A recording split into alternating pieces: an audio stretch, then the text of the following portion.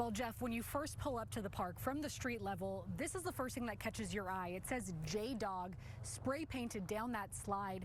But as you move back towards the park a little bit further, you see J-Dog on this piece as well. And then even under this bridge, it's really everywhere across this playground equipment. And people who live in this neighborhood say they are really disappointed to see this. Thanks for joining us on WTOL 11 this morning. We start right away with breaking news. Toledo police say a man is in critical condition after being shot in central Toledo. It happened around 1:45 this morning near Avondale Avenue and Ewing Street. An investigation is underway, but police say they don't have any suspects in custody at this time. We continue now with breaking news out of North Toledo. That's where Toledo Fire and Rescue is battling a fire at a two-story commercial building. This is at the corner of Columbus and Erie Streets. Officials on scene tell WTOL 11 the call came in just after 6 this morning. They believe the fire started near the first floor door and then spread to the rest of the building. No one was inside at the time and no injuries have been reported. Yesterday, he hosted Ukraine's President Volodymyr Zelensky ahead of another potential summit with Russia's President Vladimir Putin. As Christian Benavides reports, this comes as President Trump also announced that he commuted the prison sentence of a political ally. Welcome back in. Getting a live look outside at our Perrysburg camera. Another dry fall day today, but some big changes are heading our way. Meteorologist Davis Wells is here with us this morning. Davis, what are the weather impacts that we can expect? Well, we do have rain on the way. Sending some stuff in the mail will soon cost you a little bit more. Starting this week, the United States Postal Service is boosting its prices for the 2025 holiday season.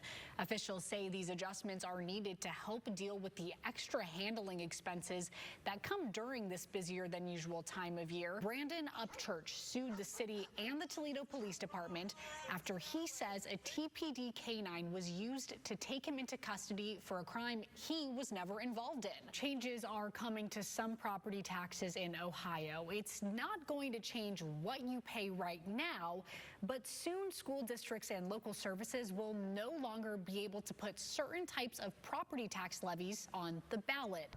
Well, Jeff, when you first pull up to the park from the street level, this is the first thing that catches your eye. It says J-Dog spray painted down that slide. But as you move back towards the park a little bit further, you see J-Dog on this piece as well. And then even under this bridge, it's really everywhere across this playground equipment. And people who live in this neighborhood say they are really disappointed to see this. For the first time in 3 decades, Yondota Park in East Toledo is getting a new playground. But just weeks before opening day, someone spray painted it, leaving their tag, J-Dog, across several parts of the playground. Look at what he done, just to left his mark. Way to go, J-Dog. Sincere Russell, who asked to not be shown, has lived in the neighborhood for more than 40 years. She says she was so excited when she found out a playground was being installed. Watching it from the beginning, the neighborhood is excited. The kids is so just, oh my God, they can't wait for this to happen. It's been a long time. But that excitement turned to disappointment when Russell saw the graffiti just days after the playground was put in. I'm sorry for when the parents find out that this is your child who vandalized this. Luckily, Joe Fosnaugh, the city's director of Parks and Youth Services, says it's an easy fix, a chemical cleaning that won't leave any residue. He says the cost is minimal, but the time isn't. It's more the capacity of my team to take time out of their day to clean something up when they'd much rather be installing new benches or another playground. And it isn't affecting the park's opening date. He says kids are expected to start playing in just a few weeks. We still have a great playground, and we're going to be able to clean up this graffiti. Let's focus on all the people who are excited about it, who are going to benefit from it, and not focus on the 1 or 2 people who maybe aren't treating it the way we want it to be treated.